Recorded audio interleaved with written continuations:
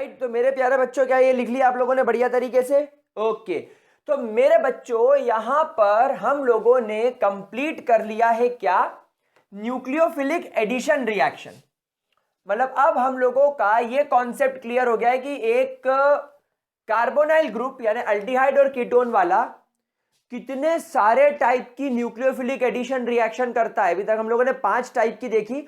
और guys, to be very frank, reaction with ammonia and ammonia derivative 2,4 dinitrophenyl hydrazine से hydrazone बनाना बहुत ज्यादा जरूरी है। इसकी यूटिलिटी बहुत है।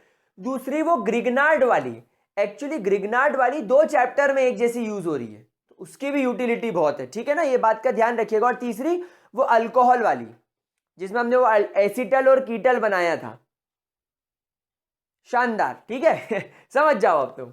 चलो, तो पहली रिएक्शन खत्म करने के बाद let's talk about second chemical reaction, that is reduction.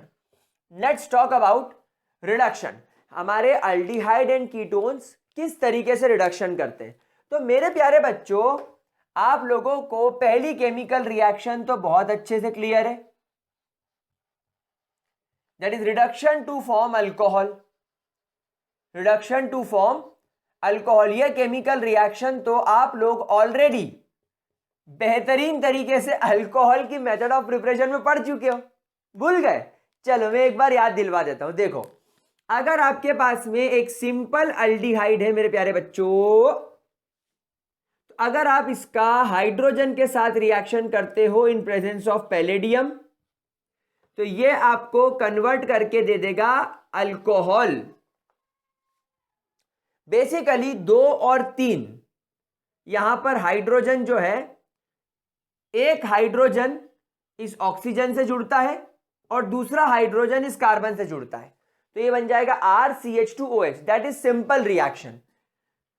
दूसरा तरीका, by the use of strong reducing agent, by the use of strong reducing agent like lithium aluminium hydride LiAlH4 और NaBH4, ये बहुत स्ट्रॉन्ग रिड्यूसिंग एजेंट होते हैं, एकदम खतरनाक reducing agent होते हैं।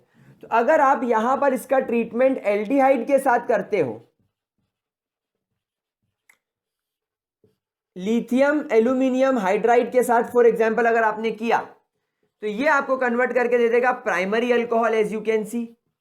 और अगर यहां पर आप कीटोन का इस्तेमाल करते हो, if you are using a ketone, तो मेरे प्यारे बच्चों, फॉर एग्जाम्पल यहां पर अपन चलो NaBH4 ले लेते ताकि दोनों का यूज हो जाए, तो ये हो जाएगा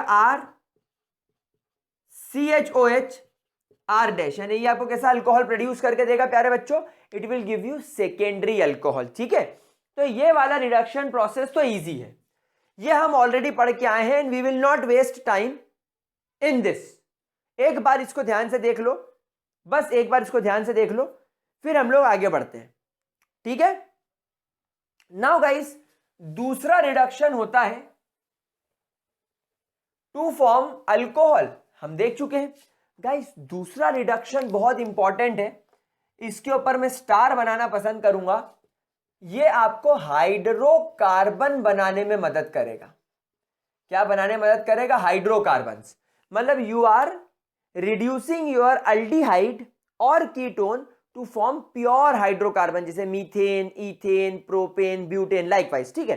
तो चलो लेट्स सी, मेरे पास में पहली केमिकल रिएक्शन है, जिसके लिए पहले आप ट्रिक याद रखो। पहली केमिकल रिएक्शन की ट्रिक है, बताऊं? मेरा one of the favourite Cristiano Ronaldo वाली ट्रिक। क्रिस्टियानो रोनाल्डो वाली ट्रिक कैसे भैया जी? सी से आएगा क्लेमेंसन और आर से आएगा रिडक्शन। क्लेमेंसन रिडक्शन बोले तो क्रिस्टियानो रोनाल्डो वाली ट्रिक, क्लेमेंसन रिएक्शन। बोलो, पहले इतना देख लो कि क्या मेरे प्यारे बच्चों को इसकी ट्रिक बढ़िया तरीके से क्लियर हो रही है। चलिए अब इसके अंदर करना क्या है, क्रिस्टियानो रोनाल्डो मारता है गोल, क्रिस्टियानो रोनाल्डो मारता है गोल, हम मिलाएंगे इसमें अमलगम का घोल। आहा सर छा गए, क्रिस्टियानो रोनाल्डो मारता है गोल, आओ हम मिलाएं, आओ हम मिलाएं अमलगम वाला घोल, अमलगम वाला घोल, घ घड़े वाला घोल। तो ट्रिक याद हो गई, क्लेमेंसन रिडक्शन की ट्रिक क्या हो गई, क्रिस्टियानो रोनाल्डो मारता है गोल, आओ हम मिलाए अमलगम वाला घोल। क्या करना है देखो, कुछ भी अल्डिहाइड या कीटोन ले लो और इसमें आप लोग मिला लो जिंक अमलगम, जिंक और मर्क्यूरी को मिक्स कर देंगे तो अमलगम, हम लोग जानते हैं अमलगम के अंदर जिंक होना पक्का है। ठीक है आगे बढ़े। अब इन प्रेजेंस ऑफ प्यारे बच्चों HCl, you will be requiring HCl for that, hydrochloric acid की आपको जरूरत पड़ेगी। इनफैक्ट यहां पर आपको 1 2 और 3 4, आपको यहां पर 4 मोल्स हाइड्रोक्लोरिक एसिड की जरूरत पड़ेगी। तो यहां पर से क्या होगा, धीमे धीमे धीमे धीमे धीमे धीमे धीमे धीमे धीमे धीमे जिंक और मर्क्यूरी का अमलगम टूटते जाएगा। एक जिंक 2 क्लोरीन के साथ ZnCl2 बन के बाहर हो गया, एक मरकरी 2 क्लोरीन के साथ HgCl2 बन के बाहर हो गया। अब यहां पर बचे 4 हाइड्रोजन, 4 हाइड्रोजन में से 2 हाइड्रोजन ऑक्सीजन के साथ मिलकर बना लेंगे पानी पानी पानी पानी पानी पानी पानी, और 2 हाइड्रोजन इससे जाके कनेक्ट हो जाएंगे, ये बन गया तुम्हारा हाइड्रोकार्बन। समझ आ रही जनता, बोलो जनता, क्या ये बात समझ में आ रही है? तो ये हो गई तुम्हारी पहली ट्रिक, क्रिस्टियानो रोनाल्डो यानी कि क्लेमेंसन रिडक्शन। और इसकी ट्रिक क्या है, क्रिस्टियानो रोनाल्डो मारता है गोल, आओ हम मिलाएं अमलगम वाला घोल। वाह वाह वाह वाह वाह वाह वाह। चलो चलो आगे बढ़े, चले जल्दी देख लो। चलिए दूसरी केमिकल रिएक्शन है वाह किशन राधा। दूसरी ट्रिक क्या है, वाह किशन और राधा, वाह वाह। तो दूसरे केमिकल रिएक्शन, दूसरी ट्रिक है वाह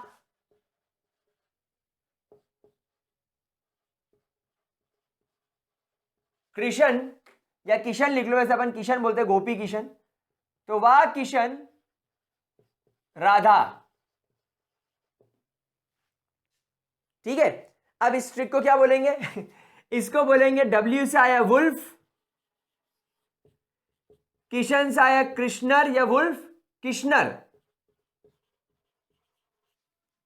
और R से आया रिडक्शन, वुल्फ किश्नर रिडक्शन। देख लो, वाह Kishan Radha, Wolff Kishner reduction, Wolff Kishner reduction.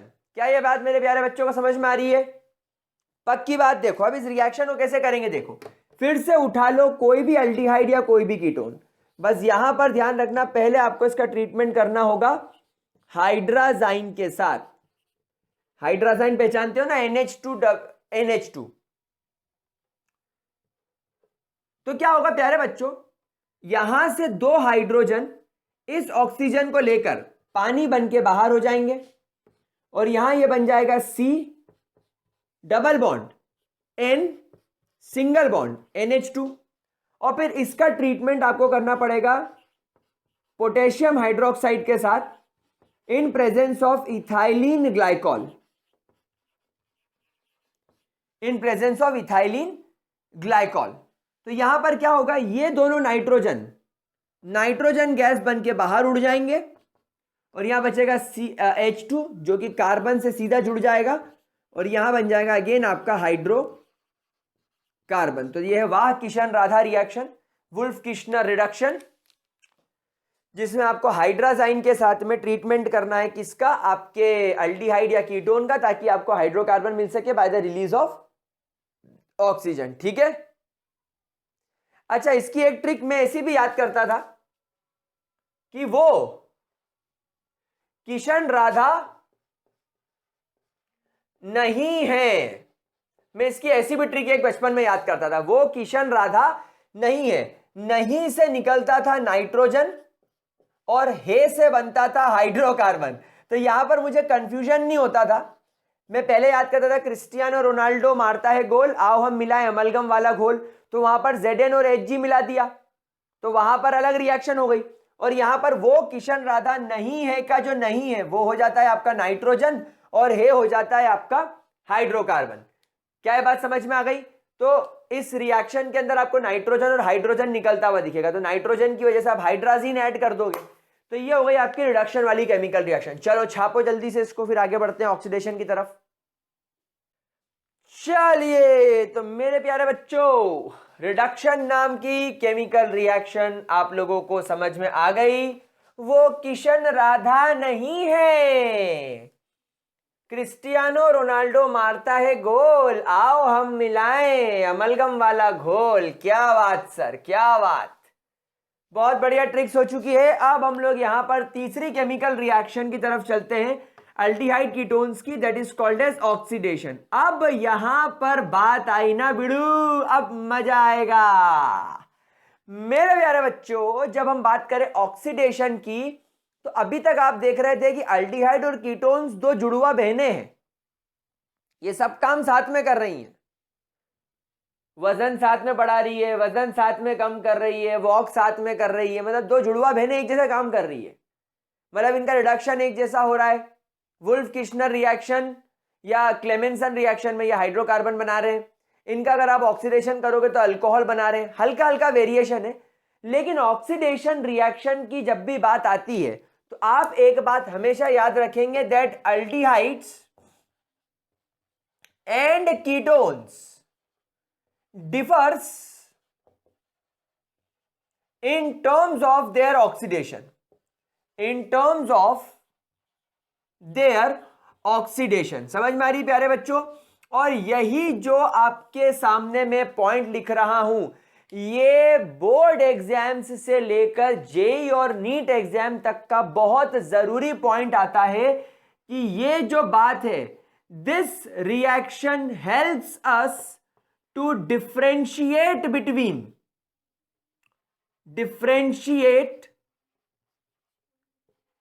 between your aldehydes and ketones। क्या ये मेरे प्यारे बच्चों को बात समझ में आ रही है? मतलब अगर आपके पास में एक ऐसा सवाल आ जाए कि भाई साहब आप मुझे डिफरेंशिएट करके बताओ अल्डिहाइड और कीटोन्स के अंदर, तो मैं आप लोगों को बड़े आराम से डिफरेंशिएट करके बता सकता हूं अल्डिहाइड और कीटोन्स में। कैसे? पॉइंट नंबर 1 जो आप लोगों को याद रखना है, that your aldehydes can be easily oxidized in presence of, can be easily oxidized in presence of strong oxidizing agents like, कौन कौन से strong oxidizing agent होते हैं? like your concentrated HNO3 यानी आपका नाइट्रिक एसिड, दूसरा आपके एसिडिक या एसिडिफाइड पोटेशियम डाइक्रोमेट, और योर एसिडिफाइड पोटेशियम परमैग्नेट KMnO4, और इन प्रेजेंस ऑफ माई दे दे माई नहीं माइल्ड ऑक्सीडाइजिंग एजेंट्स लाइक, कौन कौन से? बोलो बोलो। That is your Tollens reagent, आपका अपना टोलेंस रिएजेंट, या आपका अपना फेलिंग्स रिएजेंट, एक्सेट्रा। क्या मेरे प्यारे बच्चों को यह बात बहुत प्यारे तरीके से और बहुत अच्छे तरीके से समझ में आ रही है? लेकिन अगर हम बात करें हमारे कीटोन्स की, अगर हम लोग हमारे बात करें कीटोन्स की, तो दे are not at all oxidized by by mild oxidizing agents like Tollens reagent और by Fehling's reagent। यानी यहां पर आप लोगों को कीटोन्स को ऑक्सीडाइज करने में हो जाएगी मुश्किल। क्यों? क्योंकि माइल्ड ऑक्सीडाइजिंग एजेंट आपके कीटोन्स को ऑक्सीडाइज नहीं कर सकते। In fact ketones can only be oxidized by strong oxidizing agents in vigorous नहीं बोलना चाहिए, extreme conditions, that too in extreme conditions, बहुत ज्यादा extreme conditions के अंदर इनका क्या हो पाएगा, इनका ऑक्सीडेशन हो पाएगा in very extreme conditions, and carboxylic acids obtained but have lesser number of carbons। मतलब देखो भाई, हम लोग सब जानते हैं कि अगर आपने अल्डिहाइड्स का ऑक्सीडेशन करा तो आपको कार्बोक्सिलिक एसिड मिलेगा, नो डाउट। और जितने कार्बन इस अल्डिहाइड में है उतने ही कार्बन इस कार्बोक्सिलिक एसिड में होंगे। बिल्कुल बेसिक सी बात समझना। अगर मान लो तुम्हारे पास में इथेनॉल है, तो अगर आप इथेनॉल का ऑक्सीडेशन करोगे तो तुमको इथेनोइक एसिड मिलेगा, 2 कार्बन वाला। तुम्हारे पास में ब्यूटेनॉल है तो तुमको ब्यूटेनोइक एसिड मिलेगा। लेकिन कीटोन्स वाले केस में क्या है, पहला तो भाई साहब आप माइल्ड ऑक्सीडाइजिंग एजेंट के साथ तो कीटोन्स को ऑक्सीडाइज कर ही नहीं सकते, मतलब रिएक्शन ही नहीं होगी। दूसरा, अगर आप स्ट्रॉन्ग ऑक्सीडाइजिंग एजेंट ले रहे हो और बहुत एक्सट्रीम कंडीशंस, मतलब high pressure, high temperature, catalyst, एकदम एक्सट्रीम कंडीशंस ले रहे हो, तब आपको कीटोन का ऑक्सीडेशन होता हुआ नजर आएगा। लेकिन यहां पर क्या गड़बड़ हो जाएगी कि अगर तुम्हारे कीटोन में 5 कार्बन है, यानी अगर तुम्हारे पास में पेंटेनॉन है, तो वो 2 पार्ट में टूट जाएगा। एक कार्बोक्सिलिक एसिड तुमको 3 कार्बन का दिखेगा, तो दूसरा कार्बोक्सिलिक एसिड तुमको 2 कार्बन का दिखेगा। मतलब कीटोन्स में आपको 5 कार्बन वाला कार्बोक्सिलिक एसिड नहीं मिल पाएगा। अगर कीटोन में 5 कार्बन है तो कार्बोक्सिलिक एसिड में कम कार्बन होंगे, मतलब वो टूट जाएगा, वो ब्रेक हो जाएगा, उसके बाद में ही उसका ऑक्सीडेशन पॉसिबल है। तो यहां पर आप लोग एक बड़ा इंपॉर्टेंट पॉइंट निकालो कि अगर मुझसे कोई कहता है कि भैया तेरे पास में एक ग्लास है और ग्लास में मैंने ट्रांसपेरेंट लिक्विड भर दिया है और ये दारू नहीं है तो इसको पीने का कोई मतलब नहीं है, लेकिन तू मुझे बता कि इस बीकर के अंदर या इस ग्लास के अंदर क्या भरेला है, क्या भरेला है, इसमें क्या डाला है तुमने, ये क्या एल्डिहाइड है कि ये कीटोन है, कैसे पता चलेगा?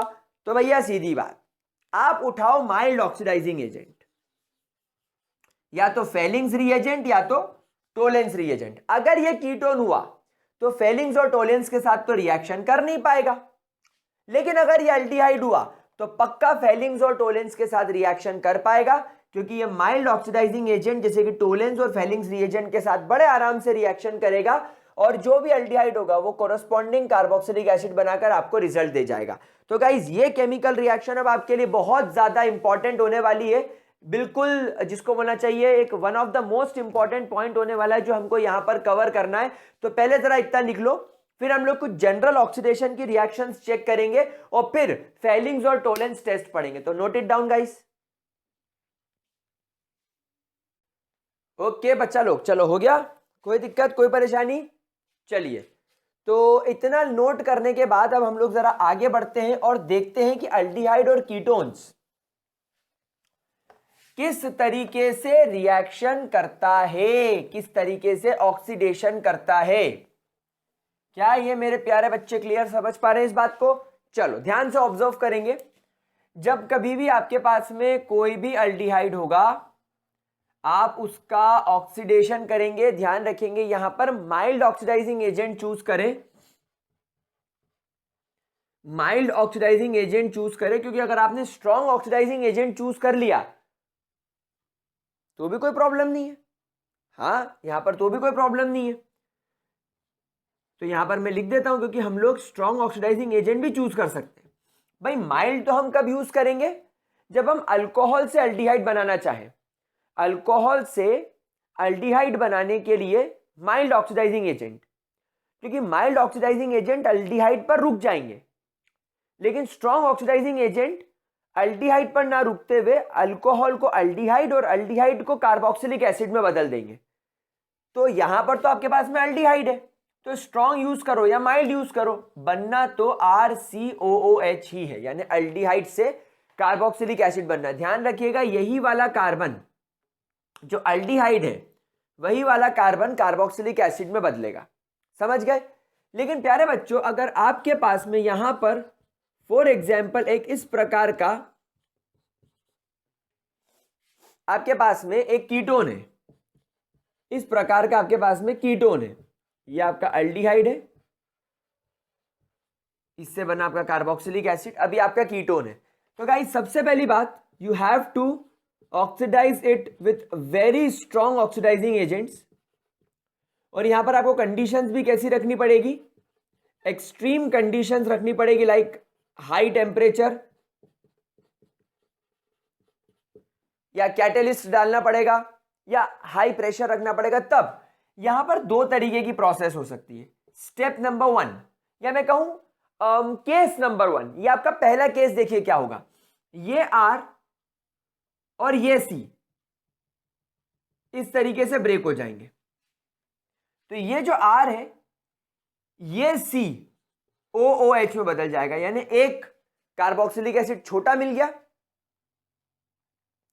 समझ रहे बात को मेरे प्यारे बच्चों, कि नहीं समझ में आ रही बात आप लोगों को? ठीक है। और मेरे ख्याल से मैंने यहां पर एक चीज ये करी है कि एक CH2 अपने को यहां पर और जोड़ लेना चाहिए, ताकि आपको और बेहतर तरीके से अंडरस्टैंडिंग डेवलप हो सके। ठीक है, तो एक ये बन जाएगा और एक RCH2 COOH बन जाएगा, यानी आपके पास में दो तरीके के कार्बोक्सिलिक एसिड बन जाएंगे, एक छोटी चेन वाला और एक बड़ी चेन वाला।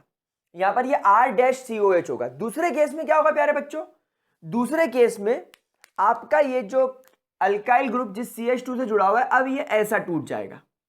तो केस नंबर 2 में क्या होगा, ये जो R है ये R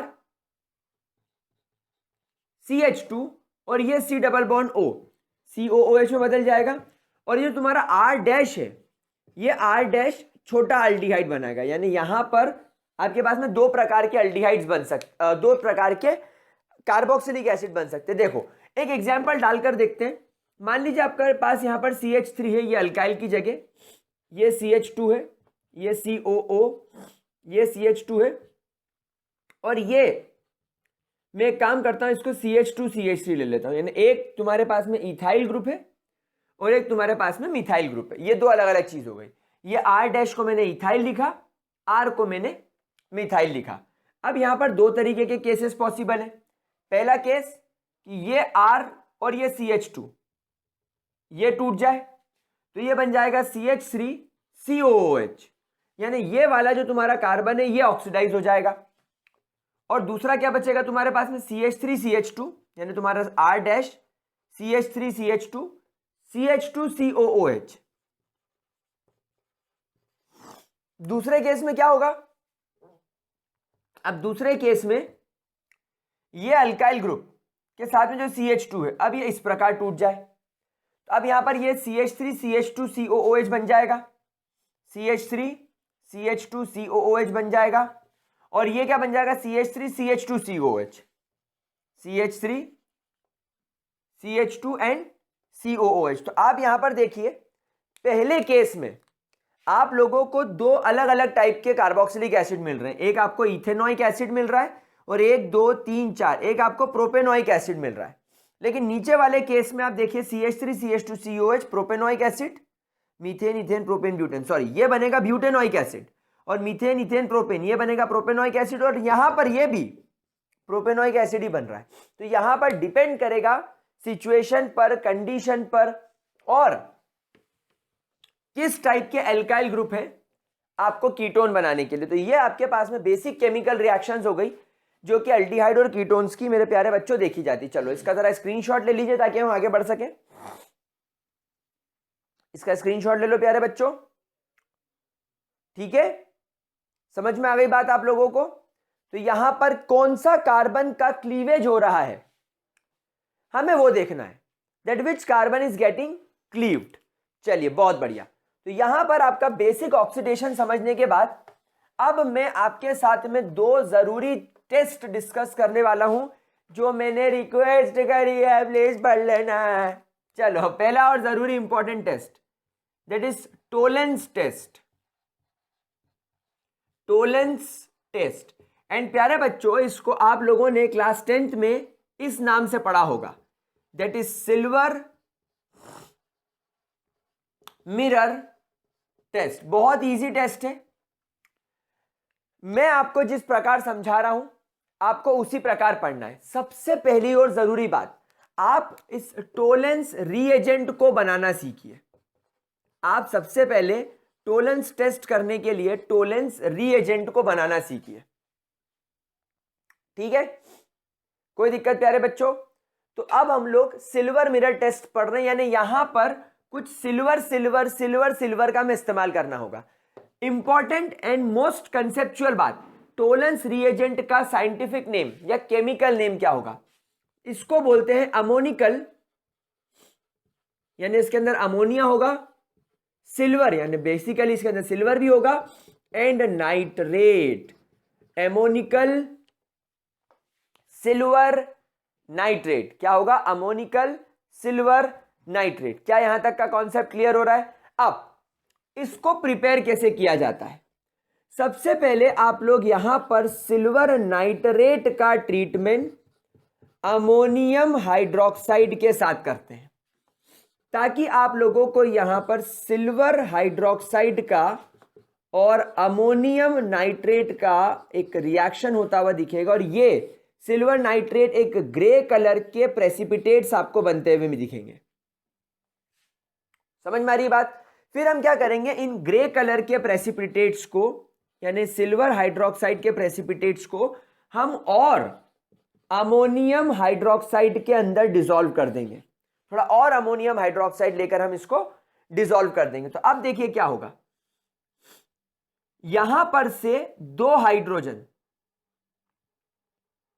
भाई आप इसको ऐसा इमेजिन करो, यह है आपका NH4OH, और दूसरे को भी इमेजिन करो, ये भी आपका NH4OH, क्योंकि दो मोल्स लिए हैं। तो एक हाइड्रोजन यहां से और एक हाइड्रोजन यहां से, दो हाइड्रोजन इन दोनों OH को लेकर अगर निकल गए तो HOH क्या बन गया? वाटर। HOH क्या बन गया? वाटर, यानी दो वाटर बाहर निकल गए। मतलब अब ये खत्म, ये खत्म, अब ये क्या बचा? एक हाइड्रोजन जाने के बाद NH3, ये क्या बचा? एक हाइड्रोजन जाने के बाद NH3। कितने NH3 बचे? दो NH3। समझ आ रही है बात को? तो यहां पर आपका जो सिल्वर है ये कनेक्ट हो जाएगा NH3 के दोनों मोल्स के साथ और एक कॉम्प्लेक्स बना लेगा, एक कोऑर्डिनेशन कॉम्प्लेक्स बना लेगा। गाइस हम लोग तो सब जानते हैं ये कोऑर्डिनेशन कॉम्प्लेक्स अमोनिया लिगेंड की तरह काम करेगा। अमोनिया अपना लोन पेयर इस सिल्वर को डोनेट कर देगा, तो सिल्वर इससे लोन पेयर एक्सेप्ट कर लेगा और एक केटायोनिक कॉम्प्लेक्स बना लेगा। हमने पढ़ा था ना, ये कॉम्प्लेक्स केटायोनिक कॉम्प्लेक्स होगा, और इसका जो OH नेगेटिव है वो तो नो डाउट बाहर मौजूद होगा एक माइनस चार्ज के साथ। तो ये तुम्हारा बन गया ammoniacal silver nitrate, and this is your Tollens reagent. यही है आपका टोलेंस रिएजेंट, और हम इसी का इस्तेमाल करेंगे, अमोनिकल सिल्वर नाइट्रेट का इस्तेमाल करेंगे टोलेंस टेस्ट करने के लिए। समझ में आ रही बात? पहले आप इसका जरा प्रिपरेशन लिख लो, प्रिपरेशन नोट कर लो लाडले बच्चों पहले इसका जल्दी से। देखो यहां तक अगर आप लोगों को टोलेंस रिएजेंट बनाना आ गया तो अब हम लोग टोलेंस टेस्ट की तरफ चल सकते हैं। ठीक है, क्या हम आगे बढ़े? चलिए बहुत बढ़िया। तो अब आपके पास में टोलेंस रिएजेंट आ चुका है। हमेशा ध्यान रखना टोलेंस रिएजेंट एकदम फ्रेशली प्रिपेयर्ड होना चाहिए, एकदम नया ताज़ा ताज़ा बना होना चाहिए, तो ही आपको प्रॉपर रिजल्ट्स देंगे, क्योंकि टोलेंस रिएजेंट खुद एक बहुत अच्छा ऑक्सीडाइजिंग एजेंट होता है। तो ये इन्वायरमेंट में किसी और सब्सटेंस को ऑक्सीडाइज ना कर दे,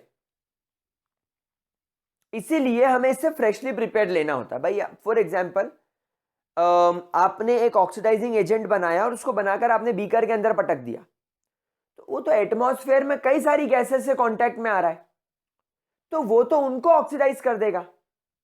समझ रहे हो बात को कि नहीं समझ में आ रही है?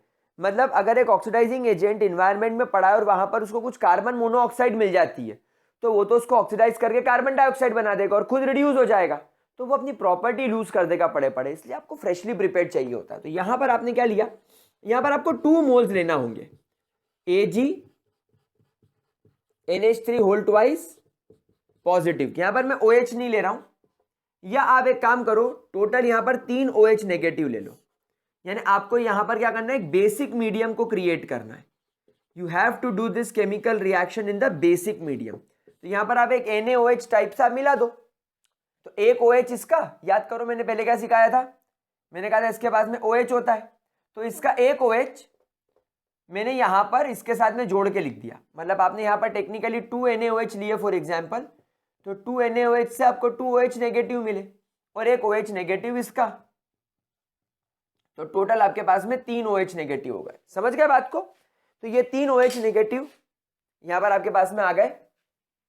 अब हम लोग क्या करेंगे, देखिए ना, यहां पर आप देखें that silver have an oxidation number of +1।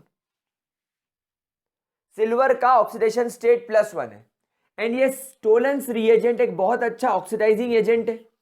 मतलब ये आपके अल्डिहाइड को ऑक्सीडाइज कर देगा, और हम लोग सब जानते हैं कि अल्डिहाइड ऑक्सीडाइज होकर कार्बोक्सिलिक या कार्बोक्सिलेट एनायन में टूट जाएगा। कार्बोक्सिलेट LAT कार्बोक्सिलेट एनायन में टूट जाएगा। अब यहां पर सर आपने कार्बोक्सिलिक एसिड क्यों नहीं लिखा? क्योंकि यहां पर देखना पड़ेगा एनवायरमेंट में क्या है। जैसे यहां पर आपने NaOH लिया है, तो पहले यहां पर ONA बनेगा, और फिर आप उस ONA को बाद में कन्वर्ट करके COH में तोड़ सकते हैं। क्या बात समझ में आ रही है मेरे प्यारे बच्चों? क्लियर हो रहा है? समझ गए ना? तो यहां पर सबसे पहले क्या होगा कि आपका जो RCOO बनेगा, यहां पर देखना पड़ेगा कि आपने इन्वायरमेंट में कौन सा बेस लिया है। आपने KOH लिया है या आपने NaOH लिया है, तो पहले यहां पर उसका केटायन आकर जुड़ेगा। जैसे यहां पर Na जुड़ जाएगा या यहां पर K जुड़ जाएगा। समझ गए ना बात को? उसके बाद आप चाहें तो RCOONA को RCOOH के अंदर कन्वर्ट कर सकते हैं। फिर वो तो बहुत इजी टेक्निक हो जाएगी, वाटर के साथ ट्रीट कर दो तो RCOOH अलग हो जाएगा और NaOH अलग मिल जाएगा। ठीक है ना? तो यहां पर हम लोग इस रिएक्शन को RCOO नेगेटिव लिख के छोड़ देंगे, कारण आप यहां पर कौन सा बेस यूज कर रहे हो, उस बेस का केटायन इससे आकर यहां पर जुड़ जाएगा। ठीक है, अब चलो आगे बढ़ते हैं। अब देखो मैं बहुत शानदार बात बताने वाला हूं, बहुत शानदार बात सुनना।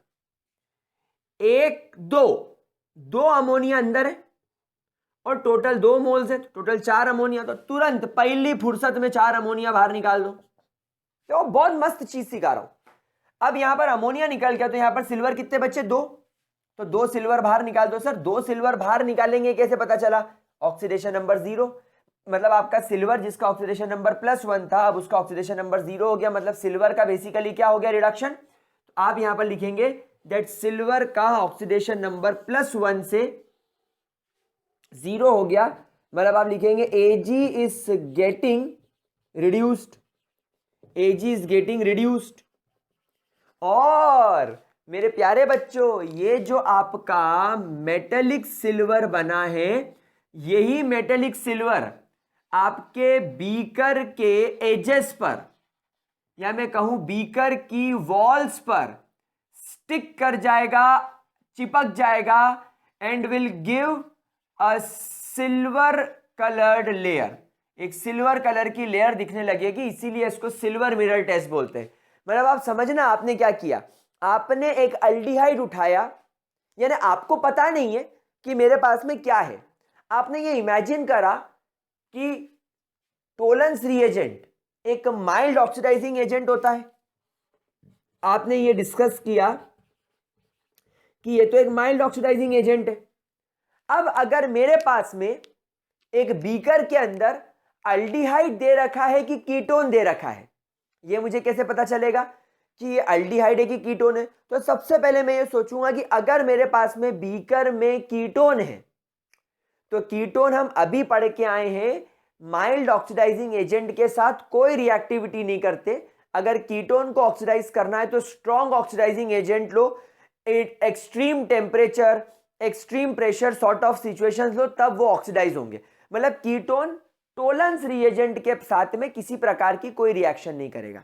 मतलब अगर कोई रिएक्शन या कोई रिजल्ट नहीं मिल रहा है, मतलब वो कीटोन है। लेकिन अगर आपने अल्डिहाइड लिया और अगर आपने उसके अंदर अमोनिकल सिल्वर नाइट्रेट यानी कि टोलेंस रिएजेंट डाला इन बेसिक मीडियम, तो आप लोगों को सिल्वर बनता हुआ दिखाई दे रहा है। और ये सिल्वर जिस बीकर के अंदर आप रिएक्शन कर रहे हो, तो आप बीकर को ऐसे ऐसे ऐसे ऐसे, फॉर एग्जांपल ये आपका बीकर है, तो आप इसको ऐसे ऐसे ऐसे ऐसे घुमा रहे होगे, तो अंदर की तरफ, बीकर के अंदर की तरफ आपको बिल्कुल एक सिल्वर कलर की लेयर डिपॉजिट होती हुई दिखाई देगी। एक कांच के बीकर के अंदर की तरफ से, कांच के बीकर के अंदर की तरफ से एक सिल्वर की पूरी परत चिपक जाएगी और आपको धीरे धीरे धीरे धीरे जो अंदर की लेयर है कांच की, जो अभी ट्रांसपेरेंट है, अब वो ट्रांसपेरेंट दिखना बंद हो जाएगी और सिल्वर उसको अंदर से चारों तरफ से कवर कर लेगा। मतलब आपका जो बीकर है वो अंदर से सिल्वर से कोट हो जाएगा, सिल्वर से बिल्कुल पूरी तरीके से ढक जाएगा। और अगर आपको ये चीज दिखाई दे रही है, मतलब कि सिल्वर रिड्यूस हो गया, मतलब आपके टोलेंस रिएजेंट में मौजूद सिल्वर रिड्यूस होकर सिल्वर मेटल में बदल गया। इसका मतलब यह है कि आपका अल्डिहाइड अब पूरी तरीके से ऑक्सीडाइज्ड हो चुका है। मतलब अमोनिकल सिल्वर नाइट्रेट में सिल्वर रिड्यूस हो गया। ये इस बात का प्रूफ है कि आपका जो अल्डिहाइड था वो अब पूरी तरीके से ऑक्सीडाइज होकर कार्बोक्सिलेट एनायंस में बदल चुका है। समझ में आ रही बात आपको? तो ये आपको बताएगा, ये आपके रिजल्ट को शो करेगा, ये आपको रिजल्ट शो करेगा दैट आप जो कंपाउंड आपके पास में बीकर में है वो क्या है, वो अल्डिहाइड है। तो it is the confirmatory test. ये रिजल्ट शो करेगा और ये कंफर्म करेगा that the solvent given is aldehyde. ये इस बात को प्रूफ करेगा। और अगर कीटोन होगा तो ये रिएक्शन नहीं होगी। तो आप समझ गए ना क्या होगा? पहले बीकर कांच का आर पार आप देख सकते थे, लेकिन आपने उसमें टोलेंस रिएजेंट डाल के उस सॉल्वेंट में आपने उसको ऐसे ऐसे ऐसे शेक करा, तो जितनी बीकर में वो सॉल्यूशन जितनी जगह कांटेक्ट में आएगा, सब जगह अंदर से सिल्वर की परत, एक सिल्वर की लेयर डिपॉजिट कर देगा। क्या चीज क्लियर होती है? अब 2 सिल्वर बैलेंस हो गए, 4 अमोनिया बैलेंस हो गया। अब ये आरसी है, आरसी और ओ है। ये एक ऑक्सीजन कहां से आया? ये एक ऑक्सीजन यहां से आया। समझ गए? और यहां का H कहां गया? यहां का एक H और यहां के 3 H, टोटल कितने हो गए? 4 H। तो इन 4 H को मैं ऐसा लिख रहा हूं। इन 3 ऑक्सीजन में से एक ऑक्सीजन तो इसने रख लिया, देखो 2 ऑक्सीजन हो गए, पहले तो एक ही था, अब 2 हो गए। बचे हुए 2 ऑक्सीजन यहां आ गए और वाटर बन के बाहर हो गए। तो this completes your chemical reaction. देखो कितने प्यार से मैंने रिएक्शन बैलेंस करी। आपको इस टाइप की रिएक्शंस को रटने की जरूरत ही नहीं है, आपको बस दिमाग लगाना है। आपको ये याद रखना है, ये याद रखना है। और बेसिक मीडियम में आपको सिर्फ OH लेना है। 2 OH लो, एक OH इसका मिला लो, तो 3 OH हो गए तुम्हारे पास में। 3 ऑक्सीजन में से 2 ऑक्सीजन तो पानी बनाने के लिए यूज हो गए और एक ऑक्सीजन इधर आ गया। इसका एक हाइड्रोजन और इसके 3 हाइड्रोजन, टोटल 4 हाइड्रोजन पानी बनाने में काम में आ गए। तो ये OH और ये खत्म, ये RCOO बन के अलग हो गया। अब इसकी बारी, 4 अमोनिया बाहर निकाल दिए, 2 सिल्वर बाहर निकाल दिए, ये रिएक्शन हो गई। This is your Tollens test. अब इसके बारे में एक जरूरी बात और लिखिए, ये दोनों प्रकार के अल्डिहाइड, एलिफेटिक यानी लंबी चेन वाले एंड एरोमेटिक यानी कि बेंजल्डिहाइड टाइप के, तो आपके एरोमेटिक और आपके aliphatic, both aromatic and aliphatic aldehydes will show this reaction, दोनों ही टाइप के अल्डिहाइड ये रिएक्शन शो करेंगे, मतलब it is the priority reaction, ये प्रायोरिटी बेस्ड रिएक्शन है। आपको हमेशा most of the time aldehyde पहचानने के लिए यही रिएक्शन यूज करनी पड़ेगी, क्योंकि इसके बाद वाली जो फेलिंग्स टेस्ट सिखाऊंगा, फेलिंग्स टेस्ट में आपको ध्यान रखना है कि वो एरोमेटिक अल्डिहाइड शो नहीं करते। तो अगर आपके पास में कीटोन है और अगर आपके पास में एरोमेटिक अल्डिहाइड है तो वो फेलिंग्स टेस्ट दोनों ही नहीं दे पाएंगे, तब आपके काम में आएगा टोलेंस टेस्ट। तो भैया टोलेंस टेस्ट सबसे डेंजर, सबसे खतरनाक, सभी प्रकार की रिएक्शन दे सकता है, भले ही वो एलिफेटिक हो या एरोमेटिक अल्डिहाइड हो। क्या इतनी बात समझ में आती है? चलो बढ़िया तरीके से इसको नोट कर लीजिए, ये आपका टोलेंस टेस्ट खत्म हो गया। आगे चलते हैं फेलिंग्स टेस्ट की तरफ, लेकिन जो की पॉइंट्स मैंने सीखा है वो ध्यान रखिएगा कि दोनों प्रकार के अल्डिहाइड टोलेंस टेस्ट देते हैं, कीटोन ये टेस्ट पास नहीं करते। तो आप यहां पर एक चीज और नोट कर सकते हैं स्टार बना के, कि ketones do not show this test and therefore it can be used to distinguish between aldehyde and ketones। Aldehydes और कीटोन्स को डिफरेंशिएट करने के लिए टोलेंस टेस्ट का इस्तेमाल किया जा सकता है। बोलो क्या बात समझ में आ रही है? पक्की बात? नोट करो। अरे वाह वाह वाह, अरे वाह वाह वाह, चलो वेरी गुड, मजा आ गया, बहुत बढ़िया। अब प्यारे बच्चों अगला जो टेस्ट है फेलिंग्स टेस्ट, देखो उसकी बेसिकली दो यूटिलिटी है। जैसे अभी आप लोगों ने देखा कि जो आपका टोलेंस टेस्ट है ये अल्डिहाइड पास कर देता है और आपको एक सिल्वर कलर का बीकर के अंदर, कांच के बर्तन के अंदर आपको अंदर से एक सिल्वर कलर की परत दिखाई देने लगती है, मतलब अल्डिहाइड है। और अगर ये रिएक्शन नहीं हो तो कीटोन है। अगला टेस्ट जो मैं आपको सिखाने वाला हूं that is called as Fehling's test. इस टेस्ट की क्या यूटिलिटी है गाइस? पहली यूटिलिटी ये है कि आपका जो फेलिंग्स रिएजेंट है, आपका जो फेलिंग्स रिएजेंट है ये एक प्रकार का माइल्ड ऑक्सीडाइजिंग एजेंट है, और माइल्ड ऑक्सीडाइजिंग एजेंट होने की वजह से अगेन कीटोन इसके साथ किसी प्रकार का कोई भी रिएक्शन नहीं करेगा। कीटोन फेलिंग्स रिएजेंट की वजह से खुद को ऑक्सीडाइज नहीं करेगा, मतलब कीटोन इसके अंदर किसी भी प्रकार की कोई रिएक्टिविटी नहीं देगा। तो पहला तो इसका इंपॉर्टेंस ये हो गया कि फेलिंग्स टेस्ट भी आपको अल्डिहाइड और कीटोन्स में डिफरेंस करने में मदद करता है। और इसकी दूसरी खासियत पता है क्या है?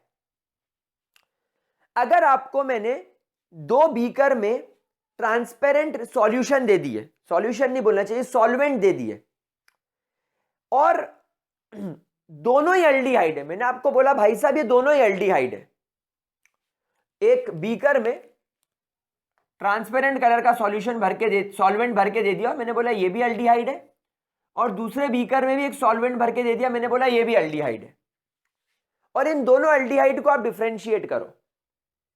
तो टोलेंस टेस्ट में आप अल्डिहाइड और कीटोन में बकायदा डिफरेंस कर सकते हो, लेकिन आप एरोमेटिक और एलिफेटिक में डिफरेंस नहीं कर सकते, क्योंकि टोलेंस टेस्ट एरोमेटिक अल्डिहाइड भी देता है और एलिफेटिक अल्डिहाइड भी देता है, लेकिन फेलिंग्स टेस्ट हमेशा ध्यान रखना सिर्फ एलिफेटिक अल्डिहाइड ही देता है।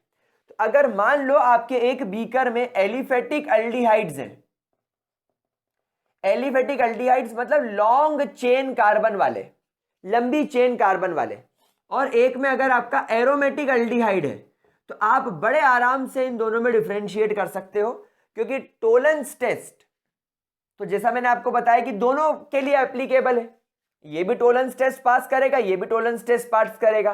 तो टोलेंस टेस्ट अल्डिहाइड के अंदर डिफरेंस नहीं बता सकता, लेकिन फेलिंग्स टेस्ट बताएगा, मतलब कि जो आपका फेलिंग्स टेस्ट है वो एलिफेटिक अल्डिहाइड तो बड़े आराम से पास करेगा, लेकिन एरोमेटिक अल्डिहाइड फेलिंग्स टेस्ट को पास नहीं कर सकता।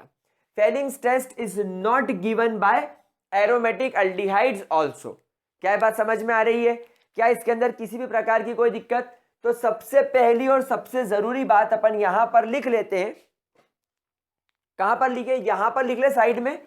चलिए यहां पर स्टार बना के लिख देंगे दैट पहला, that your aldehydes and ketones can B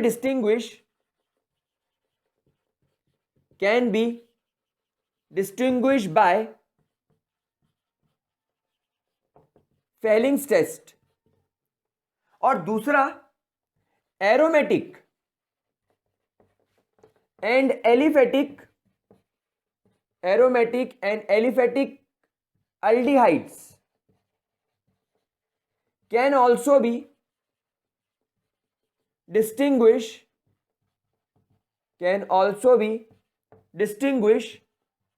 by Fehling's test. ठीक है। अच्छा, इनके रिजल्ट भी तुरंत हाथों हाथ लिख लो। अल्डिहाइड्स इस टेस्ट को पास करेंगे, कीटोन्स इस टेस्ट में किसी प्रकार का रिजल्ट नहीं देंगे।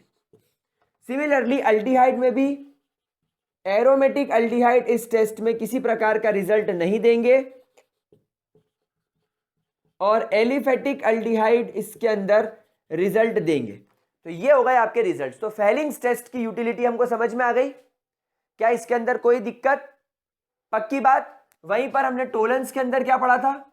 अगर आप टोलेंस टेस्ट लगाओगे तो अल्डिहाइड इस टेस्ट को पास करेंगे, कीटोन्स इस टेस्ट के अंदर कोई रिजल्ट नहीं देंगे। लेकिन अगर आपके पास में एरोमेटिक अल्डिहाइड है और अगर आपके पास में एलिफेटिक अल्डिहाइड है तो ये दोनों इसके अंदर रिजल्ट देंगे। मतलब आप इन दोनों को डिफरेंशिएट नहीं कर सकते। तो अब आपको इन टेस्ट की यूटिलिटी पता चली होगी। अब आपको पता चला होगा कि टोलेंस टेस्ट और फेलिंग्स टेस्ट को कहां कहां और किस प्रकार इस्तेमाल करना है। क्या ये बात समझ में आ गई? सिर्फ अल्डिहाइड और कीटोन में डिफरेंस लगाना हो तो टोलेंस इस्तेमाल करो। फिर अगर दोनों ही अल्डिहाइड निकले तो कौन सा एरोमेटिक और कौन सा एलिफेटिक है वो पता लगाने के लिए फेलिंग्स पर आओ।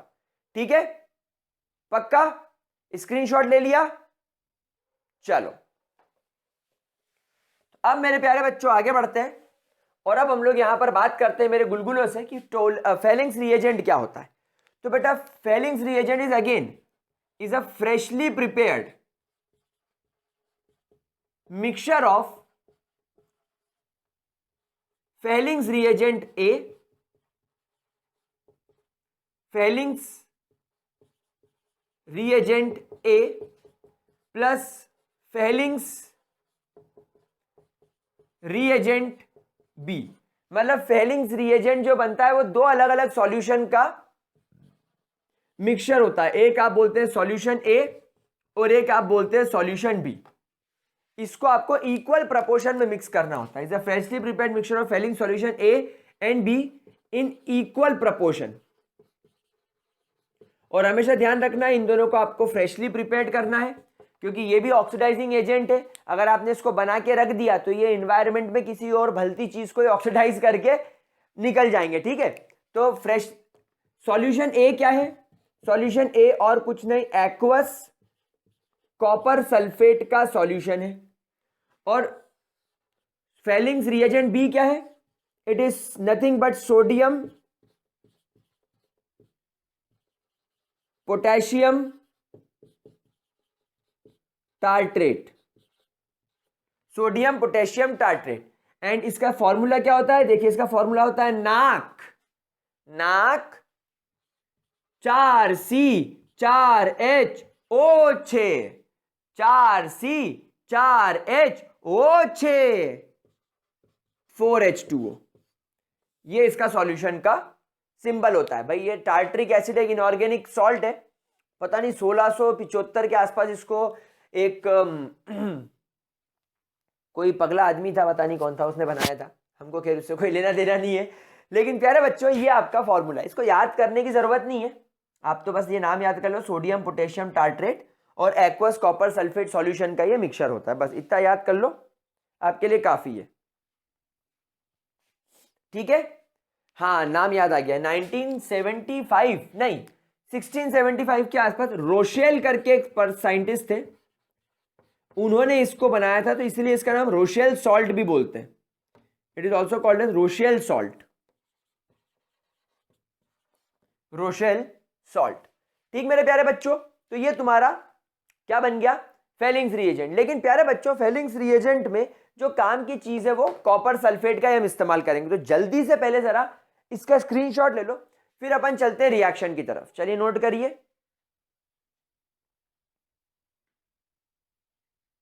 ठीक है, आगे बढ़े, पक्की बात।